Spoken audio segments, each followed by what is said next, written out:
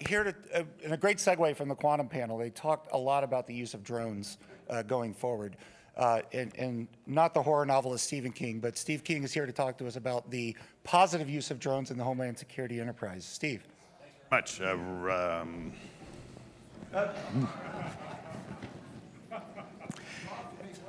You might as well just leave. Call it quits. Call it quits.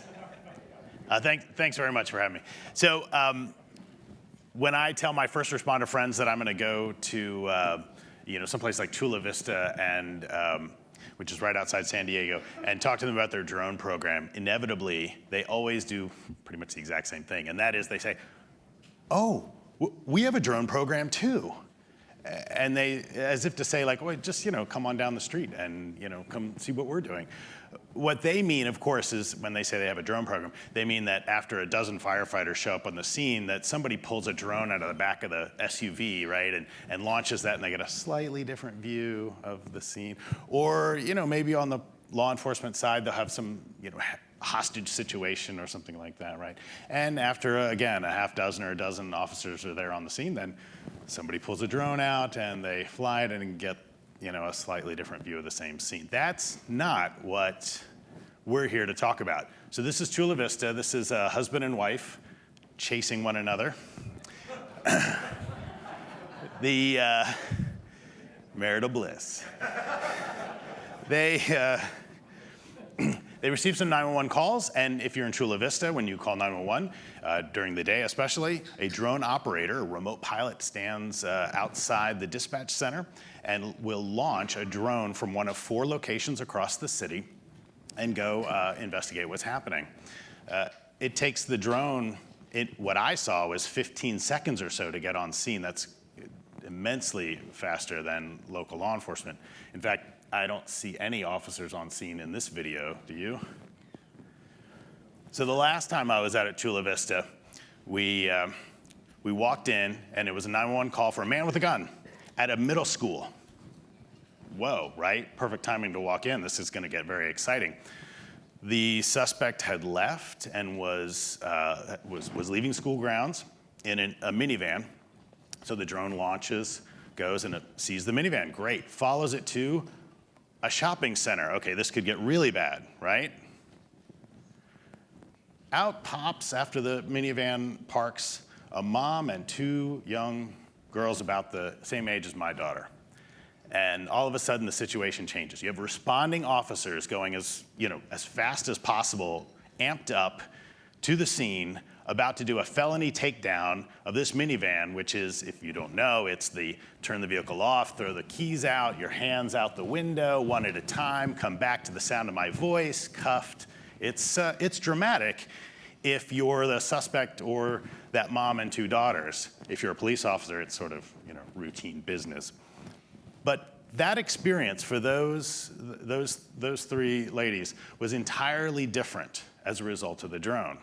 There are other examples where another man with a gun call, the drone launches, can get eyes on what's happening quickly and sees that it's not a gun, it's a cigarette lighter. I'm not kidding, right? I don't make this stuff up. That's another one that we have a video of. So, officer safety, the entirely different use of drones, that's what I want to talk about. So I'm Steve King, and in many ways, I'm sort of a typical MITRE employee. Been doing this for a long time, was in government at DHS for about a decade.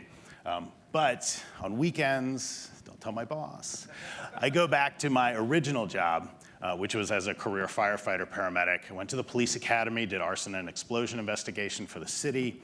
And so I love this opportunity to bring together these 2 worlds of mine right now to focus on first responders and how we can use drones to improve public safety, essentially. And MITRE is chartered to work in the public interest. It's a not-for-profit. We're never going to go sell drones. So when I go and talk to the fire department or the fire chief in San Bernardino, California, about ways that we can help, and they're huge. County is huge, by the way. It's larger than some states. I can't believe it. When we talk to them about how we can use drones, they know we're not there to sell them a bunch of drones. In fact, that's one of the things we're working to fix, is that sort of the salesmanship that goes on, the lack of transparency when it comes to drones. Our bread and butter really is operating federally funded research and development centers.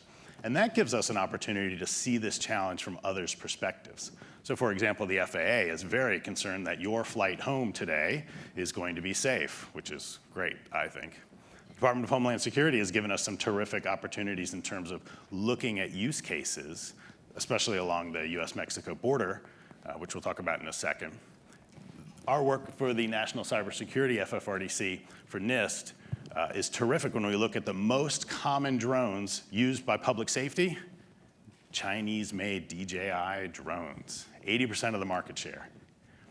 And our work with the US intelligence community and DoD gives us an opportunity to leverage some work that we're doing in one domain and apply it in another. I'll give you a quick example here. The Nibbler, 3D printed drone. But that's not the exciting part. The exciting part is how the US Marine Corps is incorporating a 3D printed drone in their day-to-day activities. So when next time we go to war, it will either be with a Nibbler or the latest version, but at the squad level, that frontline soldier, Marine is able, sorry, it was Army, so everybody's a soldier to me. That frontline Marine at the squad level is able to incorporate a small drone into their tactics. You want to take that hill, throw the Nibbler across the field. If it crashes, no problem, because that gunnery sergeant is able to, no kidding, take a soldering iron and make repairs or 3D print a replacement part. It's about the TTPs, the tactics, techniques, and procedures. That's what it's about. It's not about the Nibbler, because when we do go to war, we're going to have a new version of that, I'm sure. When it comes to 3D printing, it's something we've been doing for a long time. In this case, we were asked to 3D print, we were asked just to build a drone and design a drone that could be built overseas using parts that were sourced elsewhere, not necessarily attributable back to the US. We want something that can go very fast. This is over 70 miles an hour. And it's incredibly low cost. So when this gets lost in, say, the desert, right? Oh, well, it's okay. It's incredibly low cost. We'll just 3D print another one and source some more parts off Amazon.com, if you would like. In South America, we're working with law enforcement there to help reduce the production of cocaine out of their country. So instead of sending an officer into the coca fields to have to try to spray an herbicide and get rid of these coca fields, which are always booby-trapped, instead now we can use a drone. So that's the MITRE team working with the local law enforcement there. Don't let the small size fool you. So the Army would categorize all these as Group 1 UAS. They're all below the 55-pound weight limit for the FAA for small drones. But if you apply a little ingenuity, a different way of doing this, you can get great distances. We've invented something called the Hopper. It's a fixed-wing drone that has solar panels on it. You can launch it, fly it for a while, and then when it gets tired, it lands in the ocean and recharges. And then when it's rejuvenated, hops back up, keeps flying. Rinse and repeat. You can get terrific distances out of that if you don't mind waiting a while. So what about first responders? That's what I'm really interested in, as you know. We're doing a bunch of things, but what I want really to hear from you is your ideas. So let me throw out a couple of things that we're working on, but then after this, I would love to hear some of your thoughts, especially on the break and lunch and whatnot. This first one, well, first thing I need to do is change the name, because Persistent Overwatch is a terrible name. I wanted to call it the unicorn, because to me, this was, the impossible. We met with a sheriff in Arizona who said, I would like, and he meant this all, genuinely, right? No sense that this was a ridiculous request, right? I want a drone that flies all day long. I want my deputies to focus on being deputies, good investigators, detectives, et cetera. I don't want them to have to be pilots and focus on piloting. Also, I don't want them to have to stare at a screen all day and look to see when illegal activity is happening. No, I want the drone to detect that automatically and just alert them. Have them just send a little alert on their phone with the video. Sound good? And also it can't cost too much. We had a vendor out here and they flew a drone, well, it crashed, but they said it could fly all day. It was $3 million a year. That's like our budget. So could we get closer to the $30,000 mark? Something closer to a vehicle we might purchase. I thought this was completely crazy, but I have to say I think actually I'm pretty certain, or else I wouldn't have put a slide on it. I'm pretty certain that by the end of this year, we're gonna fly that drone and it's gonna do all of those things at the $30,000 mark. And that's where where this is really different. When we talk to folks in the first responder community, the price difference is dramatic. And it's a fun new challenge for us.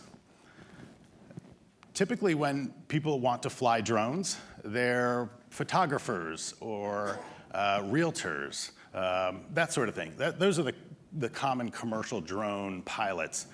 And the FAA has a great exam for them. It's the Part 107 drone pilot. It's a written test. There's no flying portion of it. Turns out that if you want to fly a drone in a hostage situation inside a school, for example, it's a different skill set. If you want to fly to do accident reconstruction after a horrible auto accident, for example, and bring that into court, it's a different skill set. So we're pulling together the relevant partners, the police chiefs, the fire chiefs, et cetera, and coming up with have come up with new training standards and a credentialing program to really elevate the bar. This is the one that the community, the first responder community, is the most excited about. I'm excited about technology. They're excited about finally having some training standards, so that's wonderful. I used to run a hazardous materials team for the fire department, going way back to the anthrax attacks, if anyone remembers that from a couple of decades ago. And at that time, every other hazmat team in the country was looking for a sensor like this that could detect biological agents. We've got to deal with these huge influx of calls for anthrax. It's another anthrax scare. I saw some dust at a grocery store, literally. Go check it out. So what do? We put somebody like me into a hazmat suit, send them down, and try to do that. Detection. And so we try to buy sensors at the time that were great. How did we do it? I would call a neighboring fire department. Hey, what are you guys using? Or I trust my salesperson who had sold me a really terrific, beautiful looking fire engine just a couple of months ago. Maybe she knows the best biological detection sensor. Make the long story short, she didn't know, and my neighboring fire departments also had no idea what to do. Well, that's where we are now with drones. Police departments, fire departments, et cetera, they say, I want to buy a drone. We want to do this. This is great, right? This is fantastic. So they ask the neighboring departments and find out what they've been using. Usually that information's a little out of date. It's something they bought a couple of years ago, and it's kind of had some various issues. Or they ask the salespeople, who aren't necessarily forthcoming when it comes to limitations and challenges. So MITRE is flying a tremendous number of drones. We do really detailed testing, 12 flights for about 30 minutes each to really understand the drones. And we take that information and we'll provide it on something called the drone selector. This is an ability for any public safety agency to go in, enter in what their needs are. If, for example, you are a public safety agency in Florida, you have a limited number of drones that you're even allowed to fly. All of that kind of information, whether you need to carry something, thermal imaging, infrared, et cetera, all of that goes into this, and we provide you a subset of drones for you to look at. I mentioned my experience doing hazardous materials investigations. There's no reason 20 years later for us to still have to put someone like me into a level A hazmat suit and go downrange with a handheld sensor. For $50, we've basically come up with a new solution that allows departments to incorporate the handheld sensors they have now for hazardous materials detection, fly drones into a scene and come back. That's the wave of the future. We have a lot of things that we want to work on, but as I said, I'm really most interested in hearing your thoughts and answering your questions about drones. So we have a couple more minutes left. I'd love to hear any thoughts you have or concerns you have about drones. I will say that's the #1 reason why public safety drone programs fail, because community is not involved and they shut it down. There are ways to address those community concerns, but many departments don't realize it, and we would like to help them with that. Sir. One of the big issues that are facing a lot of departments on use of drones is the backlash from the community about privacy concerns. What can be done to address that? I mean, people walk outside and they're expecting privacy walking outside. I have a hard time capturing that concept. That's right. That's exactly right. Agree completely. So one is to make sure that drones are being flown by law enforcement for a specific reason. So no flying, if you're going to do training, no flying around neighborhoods, right? Ideally, and this does happen right now, if you're in Chula Vista and you look up and you see a police drone flying by, you don't have to wonder what in the world's going on. You can pull out your phone, look on the website, and see what 911 call they are responding to and where it is. So there's no doubt in your mind about why they're flying. That's terrific. That's number one. Number two is the video. What are we doing about this video? Are we recording it? Are we keeping it someplace? What's going on with that? Well, it turns out that this problem has been in many ways solved or addressed at least, and that is with officer-worn body cameras. That is capturing video all the time. What are we doing with that? Those same protection standards, those same issues about FOIA ability, all of that applies to body-worn cameras, also apply to drones. So there are, and community engagement beforehand. They're actually a multi-step process that we advocate, but those are some of the top topics. Yes, sir. Yes, thank you. What is being done in the certification process, the recertification process, the particular, how many hours per month does a drone operator have to fly? Could you give us some details about your vision on how that can be codified and expanded through the law enforcement? Yeah, I appreciate that. So as you probably know, right now the answer is basically nothing. There's a 2-hour, there's a written exam, that the FAA requires that the realtor down the street also needs to complete, and the photographer right here also needs to complete, and that's it, right? So that's where we are. As you know, that's woefully inadequate, right? So what we have is a vision for essentially a 40-hour course to get started. That starts with that initial certification already in hand, and as well as the NIST certification course, again, already completed, and builds upon that to deal with things like the privacy issue that you asked about, which is terrific, right? Deal with those kinds of issues in the training program and ensure hands-on with certain modules specific to flying over an auto accident to do accident reconstruction and submit that data for the courts is entirely different than flying with a SWAT team, going in, using the drone to break glass, push open doors when you have a warrant. Those are entirely different piloting experiences. So our training will incorporate that. And when I say our training, I don't mean MITRE specifically, I mean the broader community. And that's one great thing about this role, is that we really are working with genuine partners who know that we're not out to, again, to sell them a drone or to manufacture anything for them. We really are collaborating with them, and it's public safety wide. So 2 hours, 40 hours to start with. Yeah. Yeah. What about maintenance? Are you tackling the maintenance issues, making sure that that is all captured, you're monitoring the drone, and you're be able to collect warnings and indications of failures of particular parts so that you can get in front of that, so you don't have an accident where someone might be injured, et cetera? Is that part of the work that you're doing with the police? Yes, absolutely. Interestingly enough, that video that I showed from Chula Vista, at the time they were using a pretty good commercial off-the-shelf drone, but the darn thing did crash twice. And what they determined when they went back to DJI, I'll mention that, again, Chinese-made manufactured drone, when they went back to DJI said, we never envisioned that someone was going to fly this thing all day in and day out. Like, that was not how we built this. This is, for a hobbyist or for flying, maybe a half hour to take some pictures or something like that once a week at the most. So the newer version, the newer model, made some necessary changes to the motors, to the engine. So now if one engine goes out, it still stays airborne. But yes, that's an issue, as well as battery life, and some of the technical aspects are incorporated into the training program, so absolutely. I see we have one more question. I'm technically out of time, but if, Yeah, sure. if Rob or whatever his name is won't yell at me, I will. Thank you. Frank Sandell from Microsoft. It seems like the skies will be getting crowded between recreational, business, law enforcement.